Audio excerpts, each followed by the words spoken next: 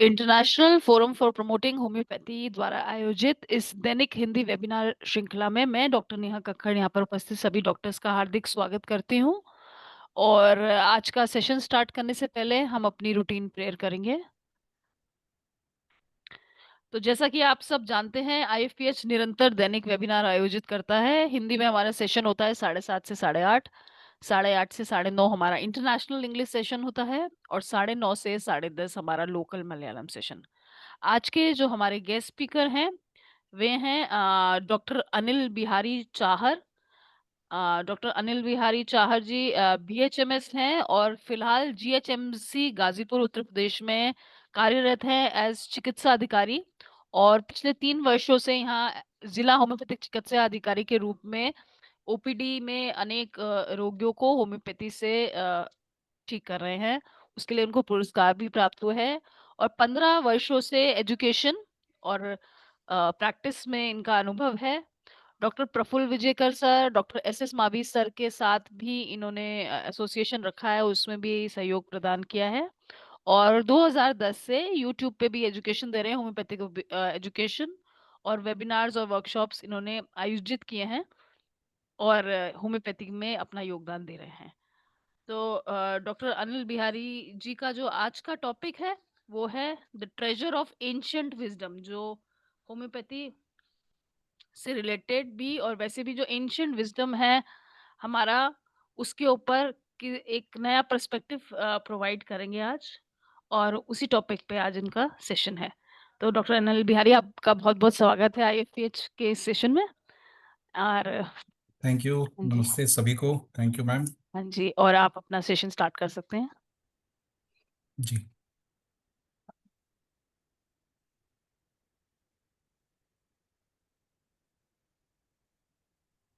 First of all आप सभी को मेरा नमस्कार।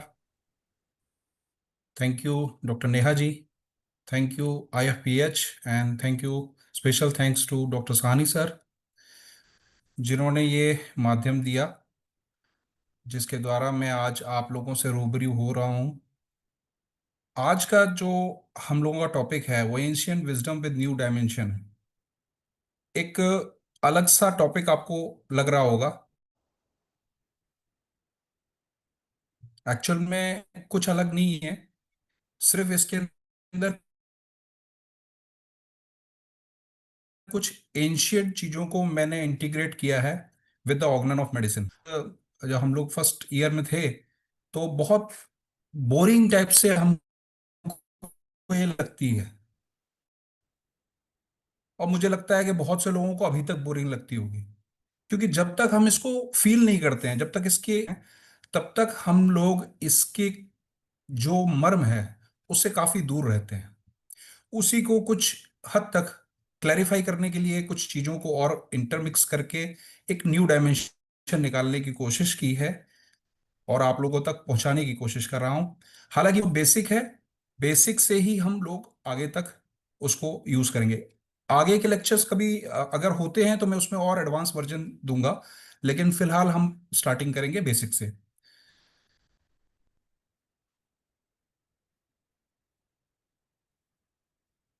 तो सबसे पहले स्टार्ट करने से पहले, before we begin, let's bow our heads in the reverence to the great master Dr. Samuel Hahnemann, the discoverer of law of similia and founder of homeopathy।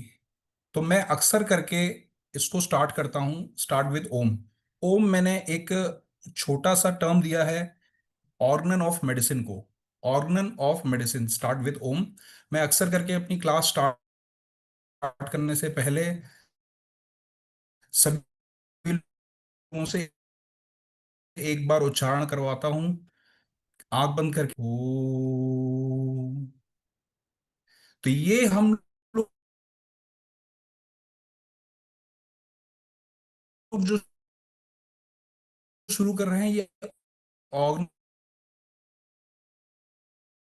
Of medicine का ही एक rediscover the hidden practical ancient wisdom of Organon of medicine, to understand how aphorism guide the real clinical practice on the ancient wisdom, to bridge between ancient philosophy with the homeopathy, and how you can apply this understanding directly in the clinical practice. कैसे आप इन चीजों को clinical practice पे apply कर सकते हैं। तो पहले, एंशियंट विजडम कोई सुपरस्टिशन नहीं है, कोई माइथोलॉजी नहीं है, कोई आउटडेटेड नॉलेज नहीं है। It is actually a holistic science of life that understand the human being at all level. जैसा कि हम अपने ऑर्गन में भी देखते हैं, हम बॉडी माइंड एनर्जी कंसाइंसियसनेस को सबको जोड़ के इंटीग्रेट करके पढ़ते हैं। हम वाइटल फोर्स की बात करते हैं, लेकिन विदाउट बॉडी वाइटल फोर्स चलेगा नहीं, and without vital force body नहीं चलेगा।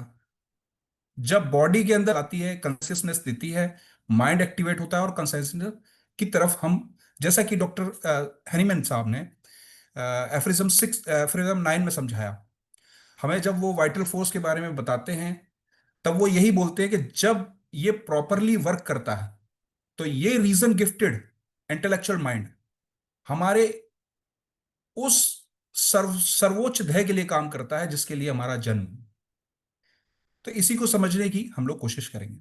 तो एंशियंट विजडम में हम लोग समझते हैं पंच तत्व को, प्राणा को, त्रिदोषा को, नाड़ी को, और चक्रा को। ये आयुर्वेद प्लस योगा, इनको मिक्स करके मैं आपको बता रहा हूं। वाई एंशियंट विजडम री image.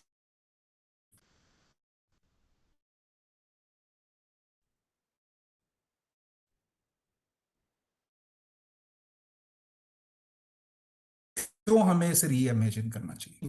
The organ of medicine written by doctor Hahnemann.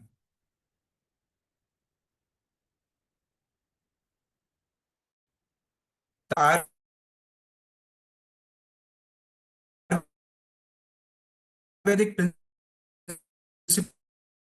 Of panch mahabhuta and त्रिदोषा।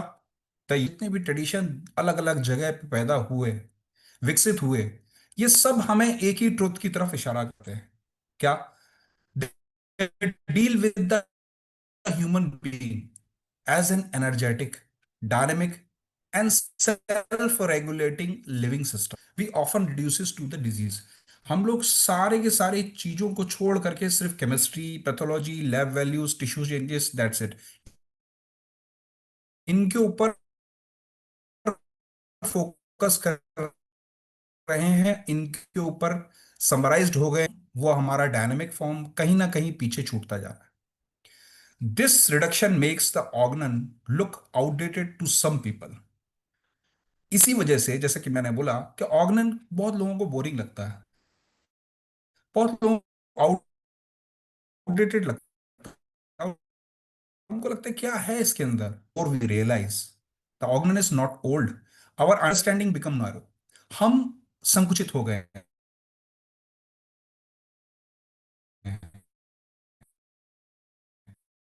Organ तो बहुत बड़ी चीज है। Organ did not expire our length, we simply stopped reading nature। हम एक्चुअली क्या कर रहे हैं? हम नेचर से दूर हो रहे हैं डेली की डेली। जब मैं हम की बात करता हूं, तो इसमें मैं और आप भी आते हैं। जैसे कि अभी बहुत सारे हम देखते हैं कि जैसे अक्सर हम कहते आए हैं, बचपन से ही पढ़ते आए हैं, कि science is boon, but it's a two double headed sword. दोनों तरफ से दो धारी तलवार है। अगर वो एक बून है, तो कहीं ना कहीं वो प्रलय भी ला सकती है। जैसे कि नाइट्रोग्लिसरीन का यूज करते हुए अ, अभी जो विस्फोट हुए, डॉक्टर्स ही थे, लेकिन देखिए कैसे ये लोग उस चिकित्सा पद्धति से दूर होते चले गए, क्योंकि नेचर से दूर हो गए। जब हम नेचर से जुड़े रहते हैं, तो हम आप बहुत सारी चीजों को अपने आप नेचर हमें देता है। हम जितना इलेक्ट्रोमैग्नेटिक वेव्स में जी रहे हैं, जितने हमारे आसपास फोन हैं, जितने हमारे पास आसपास गैजेट्स रहेंगे, उतने इलेक्ट्रोमैग्नेटिक वेव्स रहेंगे, उतनी हमारी जो खुद की एनर्जीज हैं वो डिस्टर्ब होंगी। अच्छा, मैं क्यों कह रहा हूं, बार बार एनर्जीज की बात क्यों करता हूं? अगर आप देखें, हम इसको जानने से पहले एक बार चर्चा करते हैं। अगर आप देखें, डॉक्टर हैनीमैन स्टार्ट जब करते हैं तो वो स्टार्ट करते हैं मदर टीचर से, लेकिन धीरे धीरे decimal scale, cent decimal scale, and करते करते वो 50 डेसिमल स्केल, एंड जब आखिरी के एफरिज्म्स आप देखेंगे, 288, 89, 90, 91, डॉक्टर साहब ना बिल्कुल एनर्जी फॉर्म में चले गए। क्यों चले गए? क्या जरूरत थी? क्या उस टाइम पे इनको मेडिसिन की जरूरत नहीं थी, या कुछ और देना चाहते थे? शायद वो रहते तो ये प्रश्नों के उत्तर भी हमें और मिलते। कुछ साल और चाहिए थे, लेकिन शायद भगवान चाहते हैं कि हम नेचर को समझें, हम उन चीजों को दोबारा से देखें। हम मतलब हम सब, आप, मैं, सब लोग। तो क्यों क्यों ना इस चीज को ढंग से समझा जाए?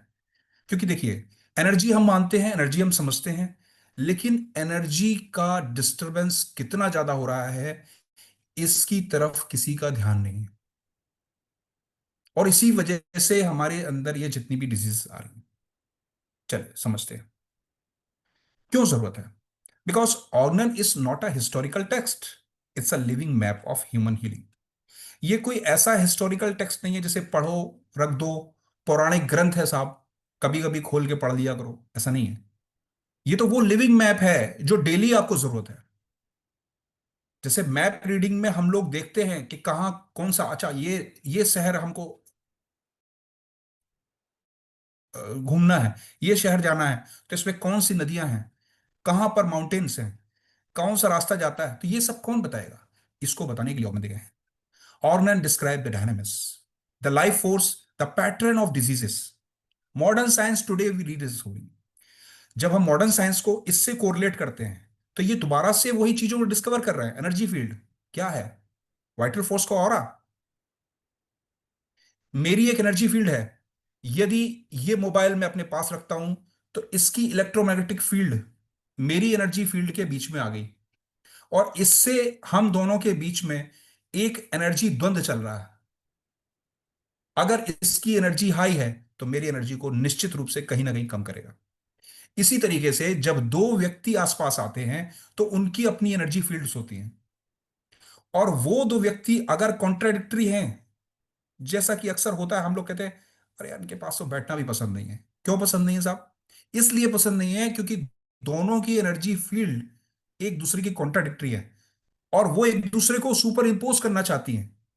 जो सुपर इंपोज कर देती है, वो लोअर डाउन हो जाती है। बायोफोटोन्स, ये टर्म्स हैं। बायोफोटोन्स, फोटोन्स, ये छोटे, ये हमारे से दूसरे तक गए वो एनर्जी पार्टिकल्स, हम आशीर्वाद देते हैं बायोफोटोन्स, हम कर्स करते हैं biophotons. These are all examples of biophotons. Mind body connection, मंदिर में गए, असीम शांति प्राप्त हुई। ऑरा, उस जगह का ऑरा, वहां बैठे, वहां विराजे हुए भगवान का ऑरा, वहां बैठे हुए सज्जन, वहां बैठे हुए साधु सन्यासियों का ऑरा। उन ऑराओं के बीच में हमें जब हमारी एनर्जी फील्ड आती है, तो हमें अच्छा लगता है, हमारी माइंड को रिलैक्सेशन महसूस होता है, और माइंड बॉडी कनेक्शन अलाइंड होता है, उससे रिलैक्स होता है बॉडी, शरीर, आराम मिलता है, एनर्जी मिलती है। कहते हैं ना कि री एनर्जाइज हो गए भाई वहां जाके। जैसे अपने गुरुवरों के यहाँ जाते हैं, जब भी गुरु से मिलते हैं, तो एक एनर्जी मिलती है। हम फीट को टच करते हैं, वो आशीर्वाद देते हैं, बायोफोटॉन्स ट्रांसफर होते हैं। Psychosomatic pathways, these are terms which are giving by modern science today, but ये सारी चीजें डॉक्टर हैनीमैन लिख गए। साइकोसोमैटिक पाथवे, साइकी में प्रॉब्लम आई, देन सोमा पे गई, बॉडी पे गई। Vibrational medicine, homeopathy is actually vibrational medicine. Vibrations है, हमारी वाइब्रेशन उसकी वाइब्रेशन तब सिंक्रोनाइज करती है, तब मैजिक प्रोड्यूस होता है। Everything that Hahnemann said 200 year or more than 250 years old, therefore we must reinterpret organ in today's language so that the practitioner can use it confidently. For example, vital force, prana flow, हमारा योगा कहता है, हमारा आयुर्वेद कहता है प्राणा flow, Chakrik vibration, जो चक्रास हैं, 7 चक्र। Because modern patient need a holistic integration. अब जो आज का इरा है, इसमें हमें होलिस्टिक इंटीग्रेटिव एक अंडरस्टैंडिंग चाहिए। क्योंकि पेशेंट जो हमारे पास आता है ना, वो 6 प्रॉब्लम से मोस्टली पीड़ित होता है। पहला, लाइफस्टाइल स्ट्रेस। आजकल इतना लाइफस्टाइल डिस्टर्ब हो गया है कि वो इट सेल्फ स्ट्रेस देता है। पहले हम लोगों की पूरी कंबाइंड फैमिली थी, एक दो व्यक्ति अपने कमाने का काम करते थे, बाकी लोग जीवन यापन करते थे। तो ऑर्डर जो सबके अंदर डिस्ट्रीब्यूशन था वर्क का, वो एक नॉर्मल रिदम में था। अब क्या स्ट्रेस आ रहा है, क्योंकि हस्बैंड अलग काम कर रहे हैं, वाइफ अलग काम कर रही हैं, बच्चों के ऊपर पढ़ाई का प्रेशर। तो ये जो लाइफस्टाइल स्ट्रेसेस हैं, ये बढ़ते जा रहे हैं। सप्रेस्ड इमोशन, इमोशन सप्रेस्ड हो रहे हैं, हमारे पास टाइम नहीं है। हम अपने इमोशंस किसको बोलें? या तो लोगों के पास फ्रेंड्स अच्छे नहीं हैं, फ्रेंड्स हैं तो उनके पास समय नहीं है, कौन किसको सुनेगा? अक्सर कहा जाता है कि लोग आत्महत्या इसलिए करते हैं कि उनके पास कोई इमोशन आउटलेट नहीं था। कोई अगर व्यक्ति सुनने वाला होता तो शायद वो व्यक्ति आत्महत्या नहीं करता, बच जाता। तो these are suppressed emotion, energy blocks. जो एनर्जी ब्लॉक्स की मैं बात कर रहा था, क्यों क्या है, हमारे हैंगमैन साहब भी यही कहते थे कि हमारी एनर्जी जो है कहीं ना कहीं एक जगह रुक गई। जो एक रिदम में फ्लो हो रही है ना, वो फ्लो होना बंद हो गया। क्रॉस है, इन्हीं के बीच में एक रिदम होता है।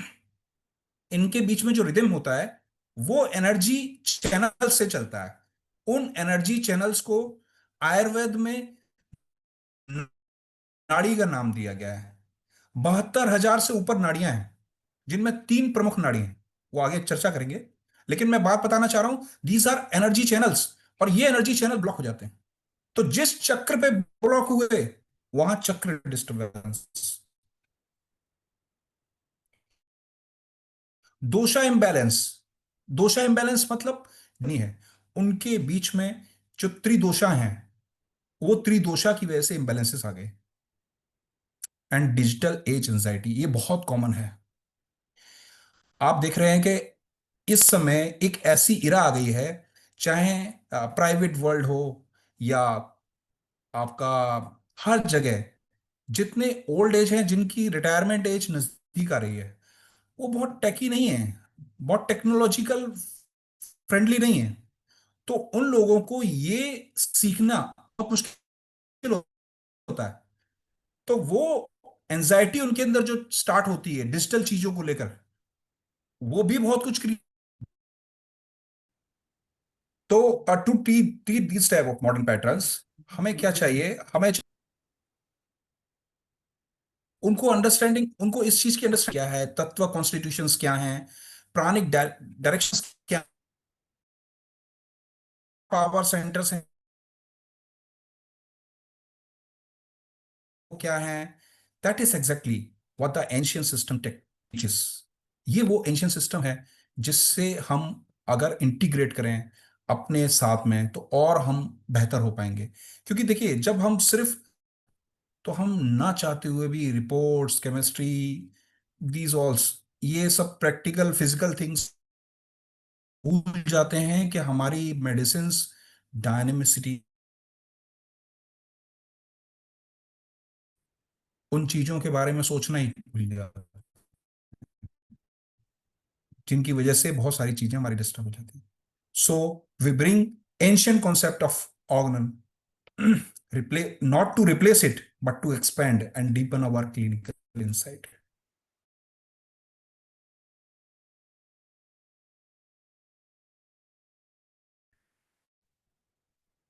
Because many students memorize organ, but they don't know how to use it practically. है, ये लोगों को नहीं पता। क्लास पास कर लेंगे,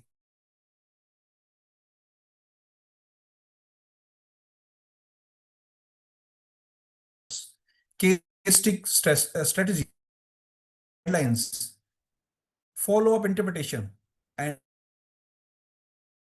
miasmatic mapping. By connecting organ aphorisms with Panch Tattva, Tridosha, Pran, and this make organ clinically alive and useful. ये सब चीजें हमारे ऑर्गन को क्लिनिकली अगेन अलाइव कर देंगी, because the future of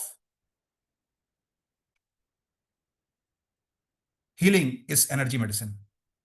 Globally, medicine is moving towards vibration healing, frequency based therapy, quantum biology, emotional healing. धीरे धीरे हम आज, मैं एक आर्टिकल पढ़ रहा था सुबह, उसके अंदर एक डॉक्टर एलोपैथिक एमएस हैं, उन्होंने एक टर्म दिया, एब्डोमिनल माइग्रेन. वो कहते हैं एक बच्चे को बहुत दिनों से पेट में दर्द रहता था, और वो सब तरह का ट्रीटमेंट करा चुके थे, लेकिन उसमें कुछ निकलता नहीं था, उसमें इन्वेस्टिगेशंस में भी कुछ नहीं निकलता था, और उसको किसी भी उससे आराम नहीं मिल रहा था. तो उन्होंने उसके अंदर फिर इंक्वायर किया. जब इंक्वायर किया तो मालूम चला कि वो इमोशनली डिस्टर्ब है. उस इमोशनल डिस्टर्ब को उन्होंने समझा एज एन एलोपैथ, तो तब वो इमोशनल हीलिंग पे वो टर्म देते हैं, एब्डोमिनल माइग्रेन. तो लेकिन उनके पास अभी भी सिस्टम नहीं है कि कैसे हीलिंग करनी है. एंड अगेन वो they are giving migraine medicine to him to cure that. हाँ, हालांकि उसने रिस्पॉन्ड करना शुरू किया, इसलिए उन्होंने उसको एब्डोमिनल माइग्रेन डायग्नोस किया. लेकिन मतलब मैं कहना यह चाह रहा हूं कि वो लोग भी अब इमोशनल हीलिंग की तरफ आ रहे हैं. ये क्वांटम बायोलॉजी, ये सब चीजें अब वो बायोफोटॉन्स को समझने लगे हैं. अभी थोड़ा टाइम और लगेगा, और चीजों को समझेंगे. Homeopathy already work on this principle, 250 साल पहले काम कर गए सर उसके लिए. But to communicate with this world, we need a modern vocabulary, scientific explanation, integration with the existing ancient sciences. Hence, ancient wisdom reimagined mean if wisdom is ancient but interpretation is new. Second part, to understand how aphorism guide clinical practice on this ancient wisdom. मैं aphorism 3 को पहले coat करता हूं. If the physician clearly perceive what is to be cured in diseases, that is to say, in every individual case, the disease, knowledge of disease, ये हम लोग शुरू से पढ़ते हैं. If he clearly perceives what is curative in the medicines, knowledge of medicine power. If he knows how to adapt according to the clearly defined principle. अच्छा, इस line को हम पढ़ते हुए निकल जाते हैं, लेकिन कभी हाउ टू अडेप्ट पे ध्यान नहीं देते. सर कहते हैं आप अपने प्रिंसिपल पे स्टक रहिए, लेकिन अडेप्ट करिए. अडेप्टेशन का मतलब ये नहीं होता है कि आप बदल जाएं. आप अपने प्रिंसिपल से समझौता कर लें, बट यू शुड अडेप्ट. आपको अडेप्टेशन आना चाहिए, कहां पर कैसे मेडिसिन को यूज कर लिया जाए. फॉर एग्जाम्पल, मैं आपको बताऊंगा आगे चल के कि मैंने कई सारे पेशेंट्स में, जिनमें बहुत मुझे ये देखना हो कि कैसे मेडिसिन मेरी काम कर रही है कि नहीं कर रही है, तो उसका एक बहुत अच्छा तरीका है. जब भी आप कभी ऐसे पेशेंट देखें जिनमें बहुत तीव्र पेन हो, बहुत ज्यादा डिस्कम्फर्ट हो, एंजाइटी बहुत ज्यादा हो, आपको प्रिस्क्राइब करना हो, तो आप एक बार ओल्फैक्शन दीजिएगा. एंड आप मानेंगे नहीं, डॉक्टर हैनीमैन 284 एफरिज्म में इसकी बात करते हैं, जहां वो मोड्स ऑफ ड्रग को देने के मोड बता रहे हैं, वहां पर उन्होंने एक ओल्फैक्शन के लिए दिया है. Because the olfactory nerve is the shortest part, और उससे तीव्र गति से और कोई मेडिसिन काम नहीं कर सकती, कभी भी मेडिसिन काम नहीं कर सकती. तो जब आप उस पार्ट को यूज करेंगे, तो आप पाएंगे कि बहुत तेज रिजल्ट आता है. तो मैं अक्सर किया करता हूं. तो दिस इज एडेप्टेशन अगेन, कि रेदर देन हम टंग डोज ही दें, कहाँ हमें एलएम पे चले जाना चाहिए, कहाँ हमें सीएम पे चले जाना चाहिए। तो ये सारी अडेप्टेशन के ऊपर डिपेंड करती है, बट हमारा प्रिंसिपल नहीं छूटे। अगेन यहां हम अडेप्टेशन कर रहे हैं with yogic kriyas and Ayurveda. What is curative in the medicine? To what he has discovered to be undoubtedly morbid. Undoubtedly morbid, जो घातक है ही है, उस पर कोई डाउट ही नहीं कर सकता। निश्चित रूप से घातक है ये। Undoubtedly morbid in the patient. उस पेशेंट में ऐसा क्या है जो अगर नहीं रोका जाए तो निश्चित रूप से इसको बर्बाद कर देगा। Means medicine affinity, dosha of that person, chakras affinity of that person, कौन से चक्र में कहां फंस गया। So that recovery must ensure if he knows obstacle to recovery. कहां उसका एनर्जी ब्लॉकेज है, आप दवा दीजिए, अगर एनर्जी ब्लॉकेज नहीं हटेगा ना, अगेन वापस रिलैप्स करेगा। तो उसका प्राणिक ब्लॉकेज आपको हटाना आना चाहिए। अब कैसे जान पाएंगे? मैंने अभी बताया इसके एनर्जी चैनल्स हैं, 72,000 एनर्जी चैनल्स हैं। लेकिन तीन प्रमुख एनर्जी चैनल से बहुत एंशियंट टाइम से हमारे चिकित्सक आयुर्वेद वाले इस चीज को ढूंढते आए हैं, पता करते आए हैं। तो इस चीज को हम इंटीग्रेट करें, हम समझ पाएंगे कि कहाँ एनर्जी ब्लॉकेज हो रहा है, उसको हम दूर कर पाएंगे। And is aware how to remove them. यही बात की ना कि पता होगा तभी हम रिमूव कर पाएंगे। So that the restoration must be permanent, relapse ना हो। Then he understand how to treat judicially and rationally, and he is the true practitioner of healing art. तब जाके वो इसका ट्रू प्रैक्टिशनर होगा हीलिंग आर्ट का। एफरिज्म 4 को मैं यहां कोट करता हूं। He is a like wise of preserver of health. यहां पर डॉक्टर हैनीमैन आगे की बात करते हैं। वो कहते हैं आप सिर्फ डॉक्टर नहीं हो, आप तो भैया उसके हेल्थ की प्रिजर्वर भी हो। जैसा है पहले वैसा बनाओ।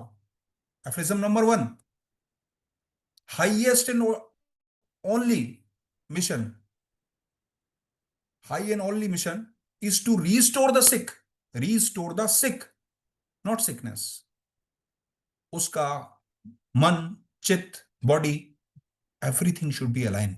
उसकी एनर्जी, सब कुछ वापस आना चाहिए, सब जैसे कि तैसा हो जाए। पहला काम कैसे होगा? दूसरे में बोलते हैं कि वो जल्दी हो जाए, बिना कोई तकलीफ के हो जाए, और परमानेंटली हो जाए। तीसरे में बताते हैं कि कैसे करना है, क्या क्या आपको चाहिए, इसके लिए क्या क्या पता होना चाहिए आपको। और चौथे में कहते हैं भैया प्रभु, आप सिर्फ डॉक्टर नहीं हो, उसको ट्रीट करने के लिए नहीं बैठे हो, उसको प्रिजर्व करने के लिए भी बैठे हो। तो जो मैं करता हूं, अक्सर करके मैंने अपने गुरुओं से सीखा है कि आपको पेशेंट को सिखाना चाहिए कि आपके अंदर ये क्यों आया और कैसे आगे बच सकते हो, क्योंकि आगे भी आना है। तो आगे कैसे बचा जाए, उसके लिए उन्होंने ये एफरिज्म नंबर 4 डाला। तो कहते हैं if he knows the things that derange health. अगर वो जानता होगा कि वह चीजें जो हेल्थ को डिअरेंज करेंगी, वह तत्व जो उसकी हेल्थ को डिअरेंज कर सकती हैं एंड कॉज डिजीज। ये एंड शब्द को ना एफरिज्म नंबर 4 में हम लोग टेकन एज गारंटेड ले लेते हैं, पढ़ते हुए चले जाते हैं। If he knows the things that derange health are cause disease, नहीं, एंड माने अलग है। हेल्थ डिअरेंज करने के कारक अलग हैं और कॉज ऑफ द डिजीज अलग है। चक्रास एफिनिटी, कहां चक्र डिस्टर्ब हुआ, वो 7 चक्रा कहां डिस्टर्ब हुए, वहां कॉज ऑफ द डिजीज छुपा है। लेकिन हेल्थ डीअरेंज किसने की? हो सकता है ठंडी हवा लगी, हेल्थ डीअरेंज हो गई। हो सकता है ज्यादा खा लिया, हेल्थ डीअरेंज हो गई। लेकिन क्या वो डिजीज पैदा करेगा? हेल्थ डीअरेंज करना अलग चीज है। हेल्थ डीअरेंज इंडिस्पोजिशन से भी होगी। रात को सोए नहीं, हेल्थ डीअरेंज हो गई, बट इंडिस्पोजिशन है, हट जाएगा। And cause disease, but disease किसने कॉज की?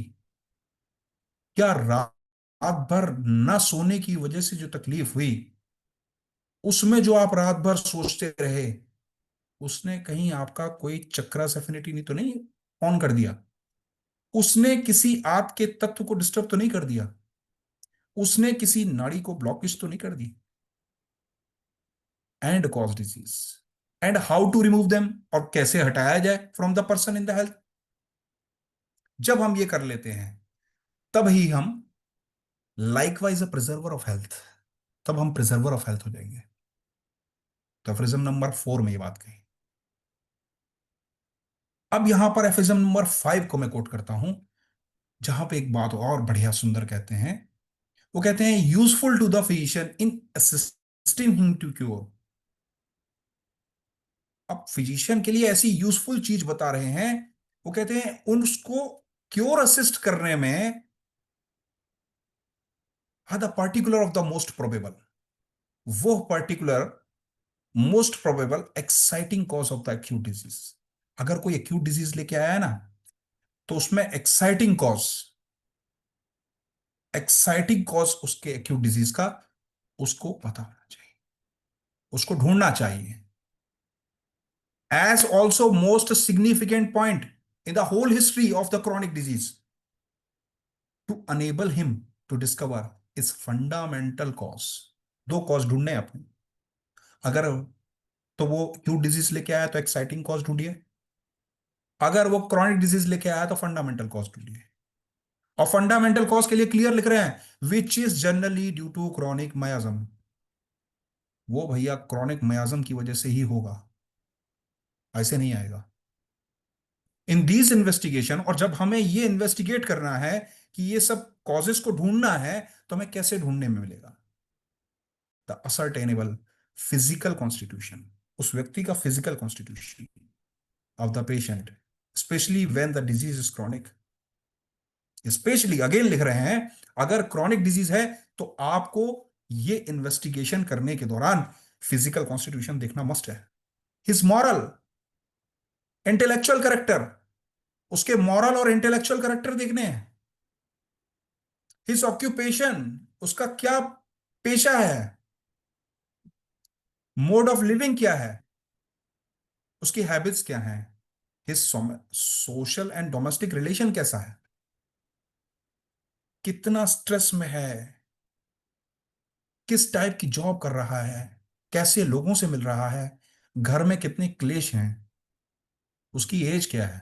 अगेन, कहीं वो नौकरी ढूंढ रहा है, उस एज पे है, या बच्चा है लगातार पढ़ने को, खुद को प्रूव करना है उसे, या अबाउट टू रिटायर है, उसको डर लगता है कि कहीं मुझको, मेरे ऊपर दोष ना लग जाएं, क्योंकि मैं आजकल की टेक्नोलॉजी से वाकिफ ही नहीं हूं, मैं इसको सीख ही नहीं पा रहा हूं, मुझे डर लग रहा है। Digital anxiety, his age, his sexual function, etcetera are taken into consideration. इन सभी को आपको कंसिडरेशन में लेना लाजमी है। Third, to bridge the ancient philosophy and the homeopathy. ऐसे बहुत सारे एफरिज्म हैं जिनके बारे में हम पूरी रात चर्चा कर सकते हैं, लेकिन चूंकि मेरे पास सीमित समय है और सीमित समय के दायरे में रह करके मुझे सारी बाउंड्री को खींचना है, तो इसलिए आज सिर्फ 3 एफरिज्म को बहुत ही छूते हुए निकल गया हूं, समझाया भी नहीं है, लेकिन छूते हुए निकल गया हूं। शायद आपको इनसे कुछ चीजों का पता चलेगा जो मैं बताना चाह रहा हूं, जिस तरफ आपको ले जाना चाह रहा हूं। तो ब्रिज करते हैं आप एंशियंट फिलोसफी को और होम्योपैथी को। The energy based healing, both system believes the energy precedes the matter. Ancient wisdom क्या कहता है? Prana governs the physical body, energy block creates the disease. ये एंशियंट विजडम कहता है हमारे भारत का। Healing restore the natural energetic flow, जो एक नेचुरल एनर्जेटिक फ्लो था, वो हीलिंग उसको रिस्टोर कर देती है। और होम्योपैथी क्या कहती है? यही तो कहती है, the vital force is the dynamic basis of health. Vital force governs the body, vital force animates this physical body, and disease is the disturbance of vital force. जहां वाइटल फोर्स डिस्टर्ब, डिसीज आ गई। और वो भी तो यही कह रहे हैं, एनर्जी ब्लॉक क्रिएट डिजीज। और रेमेडी क्या कर रही है? Remedy act on the energetic plane, vibrational healing. हमने एक वाइब्रेशन क्रिएट किया, आपके वाइब्रेशन से मैच किया, सिंक्रोनाइज हुआ, और उसने आपके एनर्जी ब्लॉक को हटा दिया। बस यही करना है। उस एनर्जी ब्लॉक के अंदर जिस नाड़ी पर ब्लॉकेज था उसको हटा करके उस एनर्जी को दोबारा से फ्लो पे लाना है। Healing is the restoration of natural energetic flow. बस इतना समझना है हमें।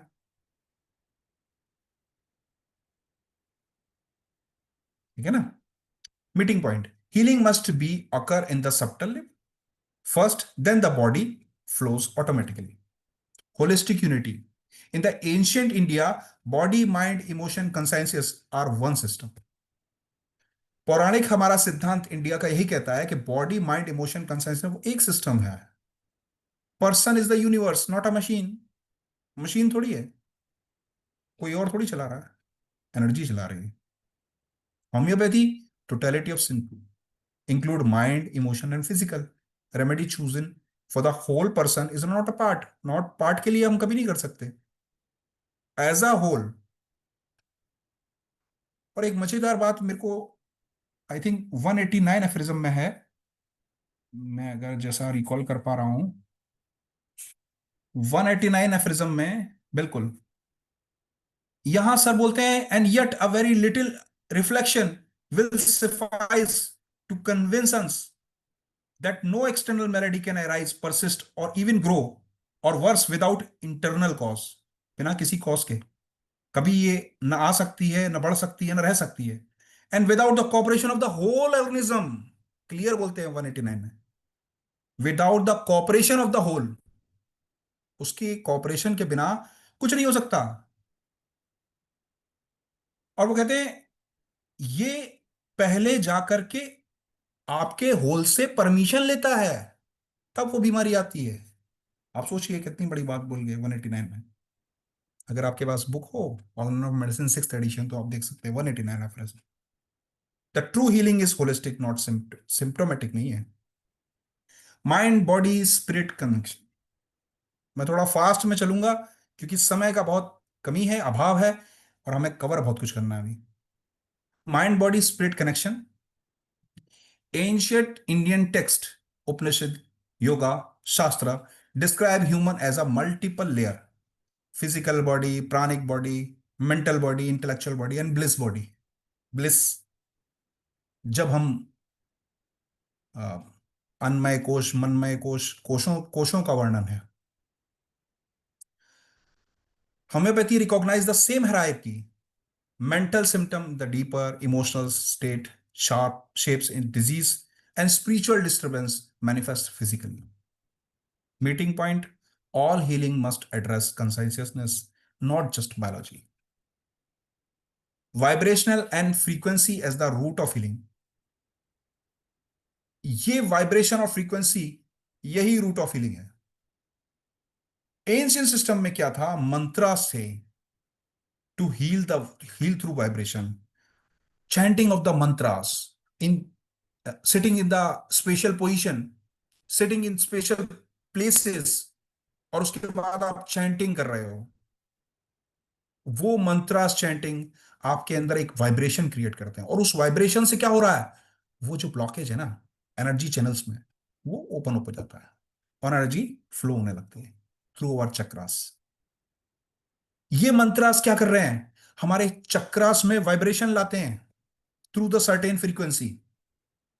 सब एनर्जी है, मैं, आप, ये सब चारों तरफ एनर्जी है। वो कहीं पर भी किसी की एनर्जी से हम डिस्टर्ब हो सकते हैं। अभी देखिए, मैं और आप बात कर रहे हैं, एक एनर्जी का ब्लॉकेज ही तो हुआ था कि कनेक्शन टूट गया हमारे बीच में। मैं बोले जा रहा हूं लेकिन आप तक बात नहीं पहुंच रही, क्योंकि मेरे जो यहां सर या आपके वहां पर, या तो वो रिसीव नहीं हो रहा है या यहां से जा नहीं रहा है। हमारे बीच का एक इंटरनेट कनेक्शन टूट गया। क्या था? एक एनर्जी ब्लॉक था। ब्लॉक हटा, हम वापस से मिल गए। यही तो है the 5 element vibrant in the different densities. In homeopathy, potentise remedies carries vibrational information. अगर एकोनाइट की वाइब्रेशन इंफॉर्मेशन देखेंगे तो वो डिफरेंट है, स्ट्रेमोनियम की देखेंगे तो बिल्कुल डिफरेंट है, एल्यूमिना की देखेंगे तो बिल्कुल डिफरेंट है। और क्योर कब होगा? जब आपकी वाइब्रेशन एनर्जी और मेरी मेडिसिन की, मेरी रेमेडी की वाइब्रेशनल एनर्जी दोनों सिंक्रोनाइज करके रेजोनेंस क्रिएट करेंगे। उस रेजोनेंस से, वो जब रेजोनेंस होता है ना तो बड़े बड़े ब्रिज टूट जाते हैं, उस सिंक्रोनाइजेशन से बड़े बड़े ब्रिज टूट जाते हैं। तो उस रेजोनेंस से वो ब्लॉकेज हट जाता है, वो ब्लॉकेज जो एनर्जी चैनल्स में आया था, एनर्जी इम्प्रिंट। इसलिए मैंने ये शब्द यूज किए एंशियंट हीलिंग, क्योंकि देखिए एनर्जी चैनल्स को हम कभी नहीं समझ पाते अगर हम इन चीजों को नहीं पढ़ेंगे, इनको कोरिलेट नहीं करेंगे। और एनर्जी चैनल्स को जब तक हम नहीं समझेंगे तो हमें नहीं समझ में आएगा कि हम किस डायनामिक प्लेन से कैसे काम कर रहे हैं। हम अगेन बार बार बार बार बार बार उन्हीं तरफ जाएंगे कि भैया एक्सरे में क्या आया है, कि ब्लड रिपोर्ट्स में क्या आया है, बायोकेमिस्ट्री में घूमते रहेंगे और बायोकेमिस्ट्री की कभी बात नहीं करी सर ने।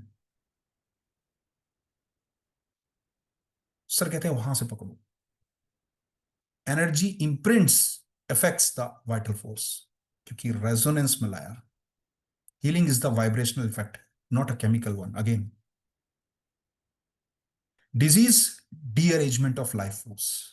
Ancient would, prana becomes disorder and disease begin. Homeopathic view, vital force being deranged and symptoms begin. Both says same thing using different language. Meeting point, dysfunction is energy. First, then physical later. Indian ancient wisdom and homeopathy are two rivers that flow from the same ocean of the truth. Both see disease as an energetic imbalance, healing as a vibrational restoration, and the human being as a unified field of body, mind, spirit. Common ground allow us to bring ancient insight into modern homeopathic practice with the tremendous power.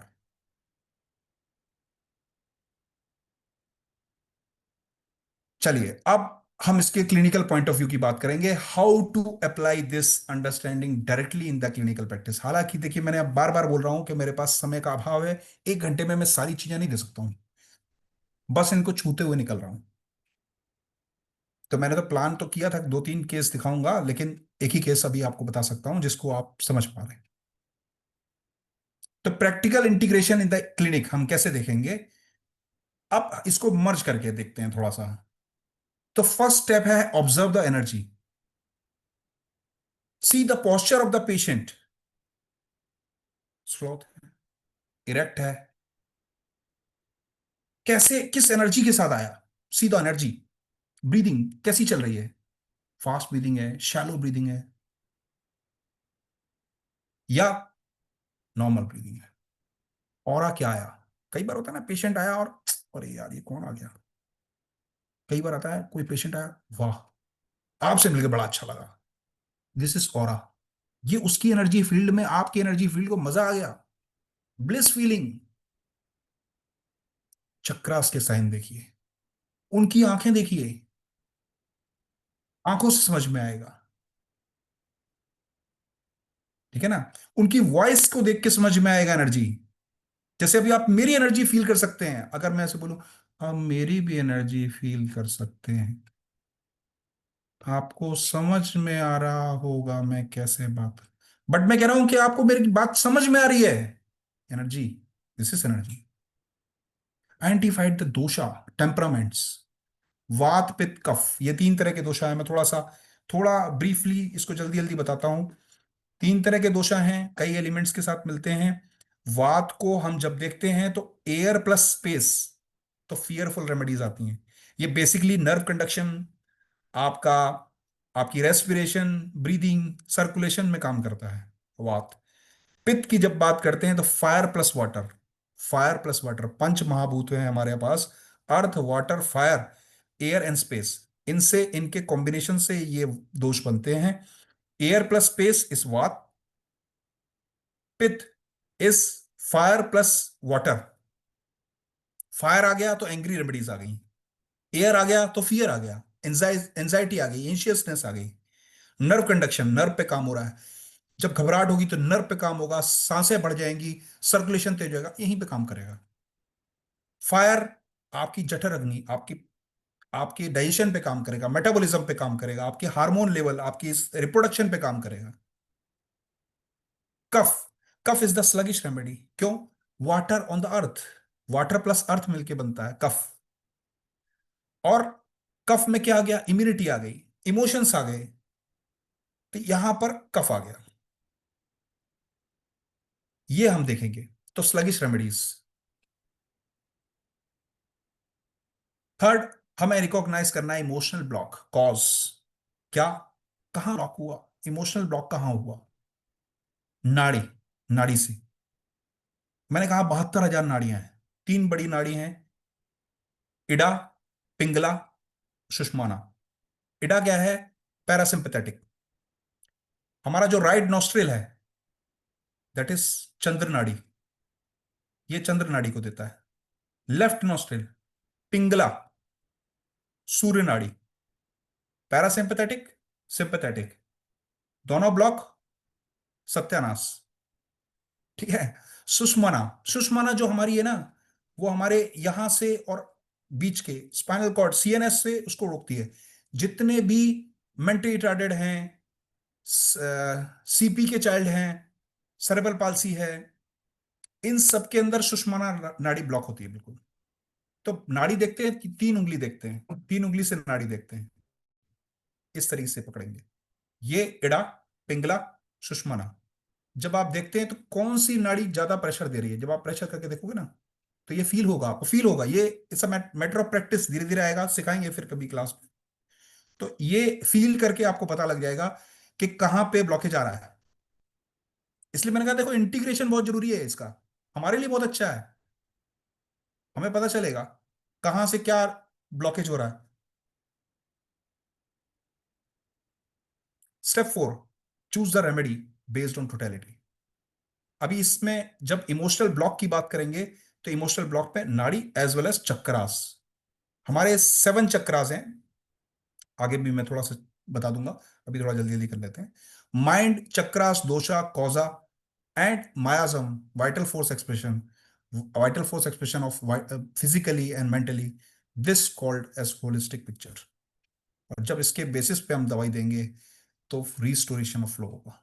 Remedy, energetic resonance, जैसे मैंने बोला था, pranic flow restoration, physical symptom improved.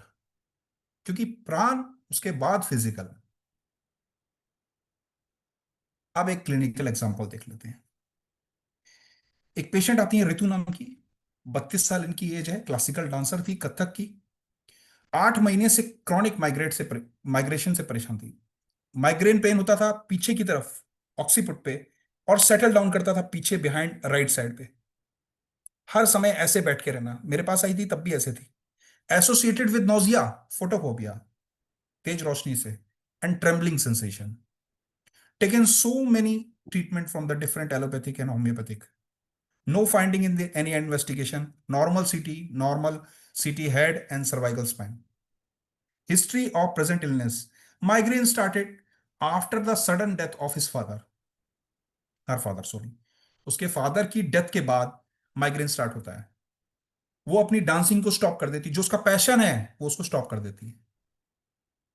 और बोलती है कि मुझे लगता है यहां पर बहुत भारीपन है, यहां कुछ दब गया, कुछ रुका है, मेरे सर में कुछ भारीपन लगता है। कहती है मेरे अंदर कुछ फ्रोजन है, कुछ जम गया है, डॉक्टर साहब मैं रो नहीं पाती, मैं इसको निकाल नहीं पा रही। और सिम्टम वर्स करते हैं जब सनसेट होता है। इमोशनल सप्रेशन पे, any attempt to talk about her grief, अपने ग्रीफ के बारे में कुछ भी बात करेगी तो तकलीफें बढ़ और सिर दर्द होने लगेगा। कोई कंसोल करेगा तो सिर दर्द होने लगेगा। आराम मिलता है, गरम गरम कुछ पीती है, अकेले में रहती है। सॉफ्ट लाइट, क्योंकि फोटोफोबिया ना तेज लाइट से। Soft music, slow slow slow चले, सब कुछ धीरे चले। एनर्जी देख रहे हैं क्या होगी? धीरे धीरे। डॉक्टर साहब लगता है कुछ जम गया है, ये एनर्जी। मैंने कहा था ना, वॉइस से पहचान में आती है, आंखों से पहचान में आती है, उसकी पोस्चर से पहचान में आती है। Hot, thirstless, desire for salt, left side sleep, irregular menses and hair fall after her father death, constipation with ineffectual urging। Drug history आप देख लीजिए क्या क्या दिया था, बेलाडोना, सेंगुनेरिया, स्पाइजेलिया, इग्निशिया, जेलसीमियम, ग्लोनाइन, सब कुछ दे रखा है लोगों ने। बट भाई प्रॉब्लम कहाँ है, कि जब तक ब्लॉकेज नहीं हटाओगे ना, वो इमोशनल ब्लॉकेज, अभी मैंने बताया था एब्डोमिनल माइग्रेन, अभी बता रहा हूं यहां का migraine, these are emotional block, block, block. कहाँ का हो रहा है, उसका यहाँ का ब्लॉक था, ये चक्रा। अभी आप 7 चक्रा समझोगे तब इस चीज को समझोगे, अब इतना टाइम नहीं है, लेकिन मैं ब्रीफली नहीं बता सकता, बहुत हल्के हल्के बता के चलता हूँ आपको। Mind symptom, suppressed emotion, consolation aggravation, dwell on the past, mute suffering, suffering नहीं बता सकती है, sleep, silent weeping at night, feeling responsible for everything, मेरी वजह से हो गया, फील अलोन अमॉन्ग पीपल, अकेले, वहां लोगों में अकेला, भीड़ में भी तन्हा है। और की लाइन बोलती है, I wear mask of strength, मुझे, मैं अपने आप को स्ट्रेंथ दिखाती हूं पर अंदर से टूट चुकी हूं। Desire to be alone, introvert, sad film, sad story नहीं देख सकती, तकलीफ होती है। एनालिसिस ऑग्नन बेसिस पे करें। एफरिज्म 5 कहते हैं एक्साइटिंग कॉज देखिए, ailment from death of loved one, but यहां reaction is important, she got grief, so ailment from grief is important. Death भी लेंगे, लव्ड वन भी लेंगे तब भी चलेगा, वहां से भी मेडिसिन आएगी, लेकिन reaction is important. Aphorism 3, medicine affinity, regions and site of action, throat, यहां पे लगता है कुछ स्टक ऑन है, यहां head, regions. Aphorism 4, aphorism 208, things that derange health, aggravating factors, clinical, repertory analysis, rubric taken, ailment from belief, weeping alone, consolation aggravation, dwell on past, pain occipital right, throat lump sensation, emotion suppressed, hair falling, grief after. Repertorial result is ignitia, natriuretic, and lycopodium. This is the repertorial chart. Ignitia, natriuretic, lycopodium on the top, followed with causticum, aurum met natrium, doctor strepsiria, Anil, and colium। Last के 2 minutes हाँ बचे जी, हैं sir. हाँ जी, to हाँ जी, minutes हाँ जी, last बस में मैं बचे हैं। वाइंड अप कर रहा हूँ, वाइंड अप हाँ कर रहा जी। हूँ। एंशियंट एनालिसिस, अब इसको मैं, इतना टाइम नहीं है तो मैं आपको जल्दी जल्दी बता दे रहा हूं। जल तत्व फ्रोज हुआ तो सॉल्ट से टूटेगा, तो हमें सॉल्ट चाहिए, ठीक है। तो ऐसे ही ये चीजें थी, थोड़ा मैं लंबे टाइम पे समझा पाता। आपके ये 7 चक्रास हैं, इन 7 चक्रास के बारे में कभी फिर कभी बात करेंगे। अब हम बात कर लेते हैं एनालिसिस की। तो हमने जब देखा एग्रावेशन, आपको कंसोलेशन एग्रावेशन है, ग्रीफ है, music suits, emotional coldness, natrum mur, सब जगह से नेट्रम्यूर आ रहा था। मैंने इसको ओल्ड फैक्शन देख के देखा, तुरंत आराम हुआ। मैंने इनको उसके बाद 2 हफ्ते बाद बुलाया, 2 हफ्ते के बाद जब मैंने देखा सही चल रहा है तो एक डोज ओरली दे दिया, followed with the 2 month of cycling. Follow up में 2 हफ्ते बाद माइग्रेन 40% कम हो गया था, इमोशनल रिलीज अपने आप को बोलने लगी थी, फर्स्ट टाइम चैम्बर में रोई, चेस्ट फील लाइट, इडा नाप नड़ी ओपन। फिर माइग्रेशन 2 महीने के बाद जब आए हैं तो बिल्कुल ठीक हो गए, हर चीज में आराम, everything is corrected and medicine stop. तो organon is not a old book, it's a living clinical manual, its principles are aligned with the law of nature, energetics of human system, holistic healing tradition of India. When read correctly, it becomes GPS of the physician's mind. ये GPS बन सकता है हम लोगों के लिए। तो thank you very much. Wonderful session doctor Anil, बहुत ही बढ़िया आपने कोरिलेट किया। जो मतलब ये टॉपिक बहुत लोग प्रेजेंट करते हैं, पर आपने जो एग्जैक्ट क्लिनिकल कोरिलेशन दिखाया कि कौन सा वात पित्त कफ का कौन सी एनर्जी से कौन सी मेडिसिन निकलेगी, that was wonderful. Thank you. आपने जो सॉल्ट और उसके ऊपर बताया, और नाट्रम्यूर को भी जैसे आपने कोरिलेट किया केस में, जी बहुत ही बढ़िया जी सेशन था। मतलब एक्सप्लेनेशन बहुत लोग देते हैं, पर आपने एग्जैक्ट उसका कोरिलेशन जो बताया वो बहुत ही तारीफ लायक है। बहुत ही बढ़िया प्रेजेंटेशन थी। और थैंक यू। अ, मतलब एक तरह से चक्र को आपने कैसे अलाइनमेंट किया। ऑब्वियसली ये एंशिएंट विजडम हम हमारे साथ है, और होम्योपैथी उसको रीइंफोर्स करती है, और नेचुरल उसको आगे बढ़ाती है। और आगे के टाइम में यही चीज we need to see the integration. ये सब आ रहा है मैम, देखते देखते ये बिल्कुल सारी बिल्कुल। चीजें लोग अपने आप एक्सेप्ट कर रहे हैं। बिल्कुल। तो जी। Wonderful session. Thank you. और आशा करती हूँ आगे भी आप इस तरह के सेशन हमारे हाँ साथ बिल्कुल, मैं करेंगे। करूंगा। मैं मैं ये जो धन्यवाद चीजें करती हूँ छूटी डॉक्टर हैं, अनिल का। हाँ जी। थैंक यू, और इनको अब करेंगे। हमारे हिंदी सेशन के टाइम ओवर हो गया है, थैंक और यू। इंग्लिश सेशन के लिए मैं हैंड ओवर करती हूँ डॉक्टर धनेश को। धन्यवाद। Thank you. नमस्कार। Thank you, Dr. Neha Kakkar. It's over to Dr. Miss Arya.